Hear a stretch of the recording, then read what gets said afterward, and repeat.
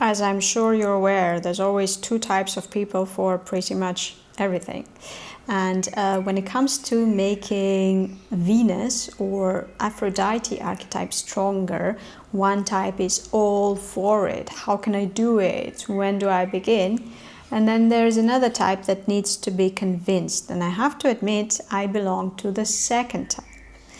Like, why fix something that is not completely ruined? Or what if I strengthen this thing here, but what if the other thing there then gets weaker? And what if that other thing was actually more important for my well-being? So if you are anything like me, then at the end of the video you will get an extensive list of reasons to engage with your Venus archetype, because right now, at this moment of my life, I believe it to be extremely important and almost vital, especially in the times of this perma crisis that we live in.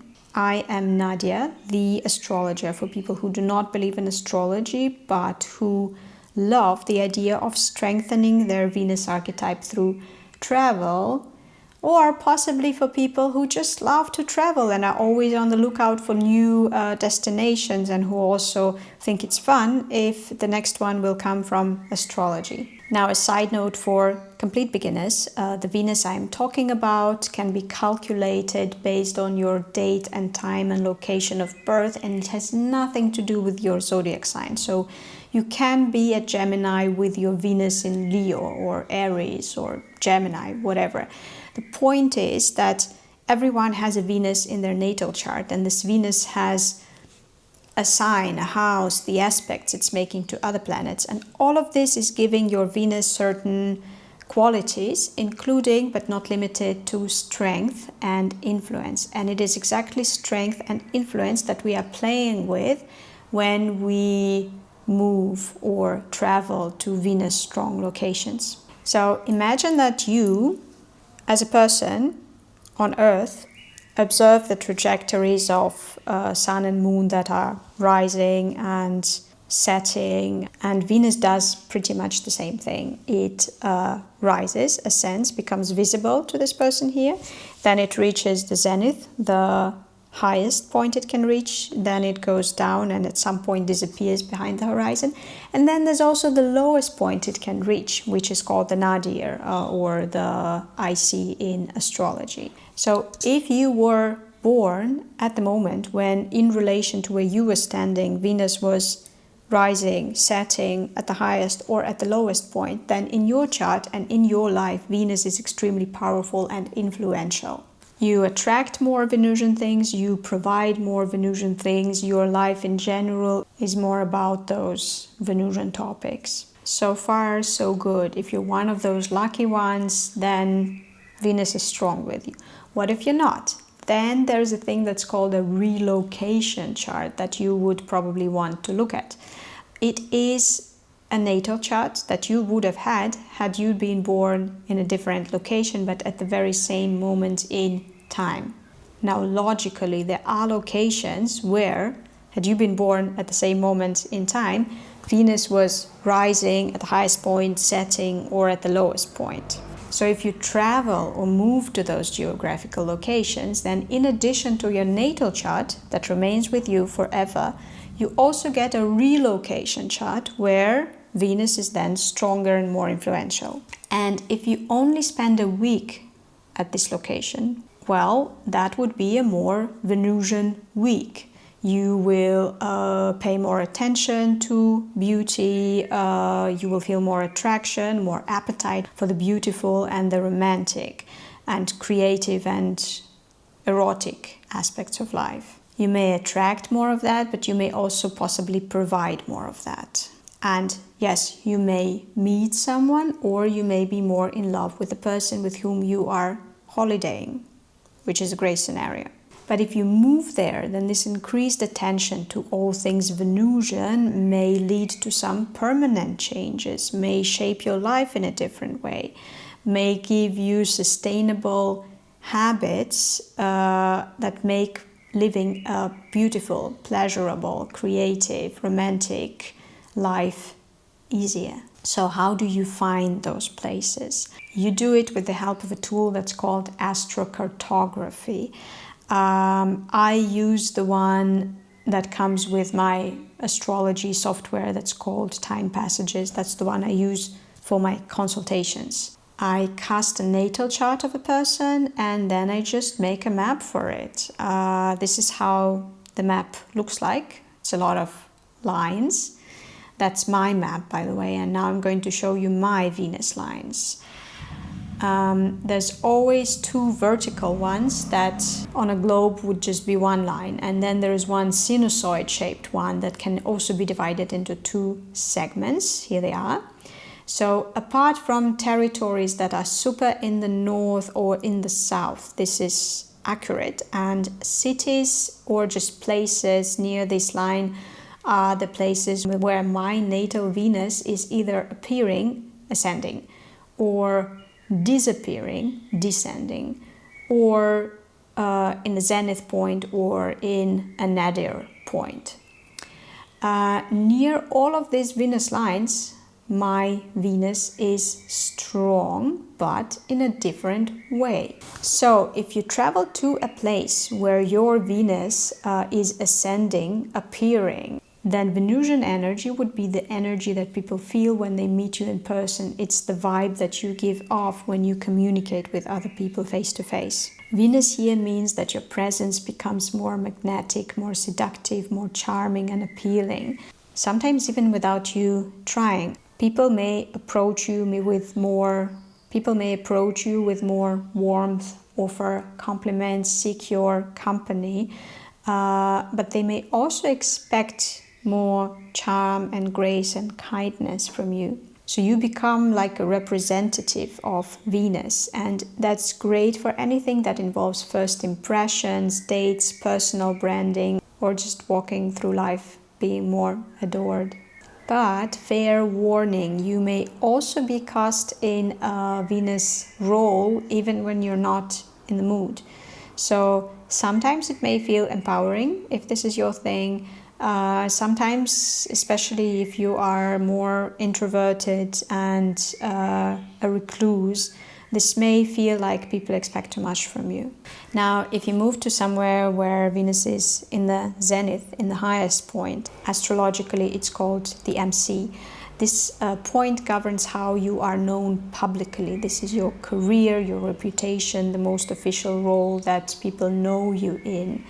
And relocating to your Venus Midheaven point is great if you want to be seen publicly as more desirable, likable, elegant, glamorous and stylish in your official role. This is like having Venus edit your LinkedIn bio.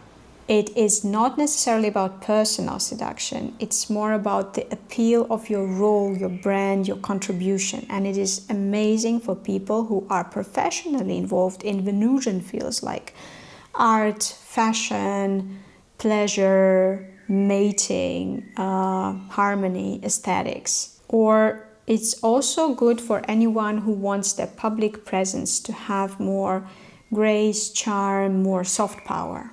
Now we go to the point there that is the opposite of the ascendant, the descendant. This one rules the other, the partner, the friends, the collaborator, significant encounters, but also opponents. Moving to where your Venus is at that point means that people will meet and approach you there, lovers, friends, strangers that would carry this Venusian energy. This is where you are more likely to meet someone, feel inspired by someone, fall in love, but also be more loving towards the people that you like. So if it's been a while since you have been enchanted or enchanting, then moving here or traveling here can be a good idea. It may be the place where this part of you comes to life again. And it's not just about romantic partnerships, it's also about dear friends, creative collaboration, such things. All of that can unfold more easily in such a place, like the chemistry can be more real. The lowest point, the nadir, or the IC as it's called in astrology, is the lowest point that Venus can reach not in a bad way, more like in a deeply personal, home-rooted, private way. This is the point of home, origin, private life, family, and the way we feel ourselves at a place. If you relocate here, then Venus will be stronger not on your own face, not on the face of the other, not in your public image, but in your bones, in your walls, in the feeling that I feel like home here and it is beautiful. It is best for cultivating intimacy, happy family life, beautiful spaces, deeply rooted sense of belonging. It is also a place where your nervous system can just breathe out and be more in harmony with the good things that surround you. So if you know where your Venus lines are and if you've had experience traveling or moving there, I would really appreciate it if you could share your experience on social media using the hashtag #TracingVenus. This is what I'm tracking. You can also tag me, of course, that would be great, but I want to hear stories not just from people who know me personally, not just my clients, not just my friends. That's why I'm asking. And back to me, why I think that this sort of thing is important. So, like I said, originally I was not a person who took Venus seriously as a private person, but also as an astrologer until last year. So what happened is that I went through a series of crises, starting 2019 when I moved to Germany as a single mother of a teenage child without a local job. That was fun. Then the COVID hit, and if you are a newcomer to a new country and your child has to perform academically immediately in a foreign language, then COVID hits different. Then I got together with my now husband. Then we moved to yet another German city, which was a big deal. Then Russia attacked Ukraine, also hit me hard. All throughout that, I was working on my master's program and then on my master's thesis. Then also Israel, whatever. It's not a unique story. I'm not a unique person. It is this perma-crisis of the past few years that has affected me and also a lot of the people I know, some harder, some more in a more gentle way. But what a lot of us ended up with is in psychological terms called Anhedonia, which is inability to feel pleasure or just serious problems with feeling pleasure from activities that used to be very pleasurable. And it is one of the core symptoms of depression, for which I did go to a psychotherapist for almost a year.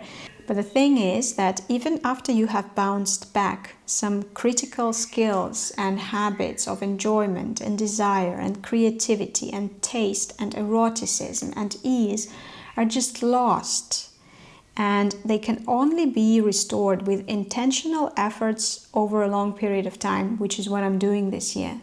And of all of the elements of your natal chart, Venus is the archetype to turn to if this is what you want to restore in your life. If you want to fall in love with life, if you're craving ease, if you want to feel pleasantly alive, and if you want to focus on making love and not war. And I don't mean this geopolitically, more like as an attitude or a stance towards people in your life. She's also a great help in love affairs, in creativity, in reproduction, in style, in glamour. Basically, she's a powerful source of positive, seductive life force. And if your Venus is locked away somewhere waiting for better times, then you don't have the access to this life force. And no other element in your natal chart can provide that. So here are my reasons for working with Venus. I'm pretty sure that at least some of them would be important for you as well. So reason number one is to recover pleasure from burnout or anhedonia. Yes, sometimes life grinds us down to survival mode, and then strengthening your Venus through effort or travel is like reminding your psyche that pleasure, desire, beauty and aliveness, they're not luxuries, they're actually fuel. Reason number 2 is to fall in love with life again. It's important if you have forgotten what it feels like to be seduced by your life, by a view, a scent, a stranger's glance, and you want to be reminded, a strong Venus can help you with that. And she herself loves a change of scenery. She's a traveling goddess. Reason number 3 to strengthen your Venus is to reawaken desire for anything. So desire is not just about sex, it's about powerful wanting for certain foods, touch, connection, softness, luxury, music, attention. A strong Venus placement can gently nudge your desire to awaken. Reason number 4 is to attract connection without much striving. So in Venus strong locations, people find themselves to be getting more attention, romantic or otherwise, without pushing for it. It's like they are possessing more magnetism and need to do less hustling. Reason number 5 is to reclaim your sensual intelligence, which is your taste, your style, your ability to know what feels good for you. This is not shallow. This is a kind of inner compass that a strong Venus can help you reset. Reason number 6 is to inspire creativity through embodiment. So a Venus relocation can help stimulate creative expression that stems not from discipline but from pleasure. And then art, dance, fashion, writing, even if you are doing this all the time as a professional, becomes juicier. Reason number 7 is to activate ease and grace in your social field. So we all know that in certain cities it feels like we are swimming upstream, socially speaking, and then in other locations, presumably the ones that are closer to the Venus lines, it softens how people treat you, how you treat yourself, how your beauty and charm are appreciated. Reason number 8 is to repair your relationship with femininity, because Venus is a feminine archetype that has very much to do with beauty and grace, but also with receiving, being receptive. So if this was wounded or lost, Venus can help you restore and heal it. Reason number 9 is to practice peace as a lifestyle. Strengthening Venus means choosing softness and joy and connection and maybe even artfulness in a world where isolation and conflict and hardness are so prevalent. Reason number 10 is to give beauty a place in your healing, because healing is not just about shadow work, and very often, in a very underappreciated way, pleasure and beauty and flirting and ease and connection that is pleasurable can be way more healing than whatever difficult shadow work you may be involved in. So are there any downsides to looking for your Venus lines and Venus locations? Well, one of the most disappointing things that can happen to you is if your Venus lines are going through places that do not attract you. So as an astrologer, I did dozens, maybe hundreds of those Venus location consultations. And in my practice, I had 3 cases when it was terribly disappointing. And every time it happens, it's like a slapstick joke, but it does happen, even if rarely. Another thing to look out for is if you move to a location where your Venus moves into a more powerful location in the chart, everything else will have moved as well. And it just could be the case that your relocation chart is not vibing with you. So if we're talking about a place where you go for a vacation, where you only want to focus on Venusian, pleasurable, beautiful things, that's not a problem. That's absolutely okay. But if you want to actually relocate and live a life in a new location, and it's important to you that your relocation chart is nice and well-rounded and good, well-balanced, let's say, it's maybe worth it to book an astrocartography consultation with an astrologer who does that sort of thing.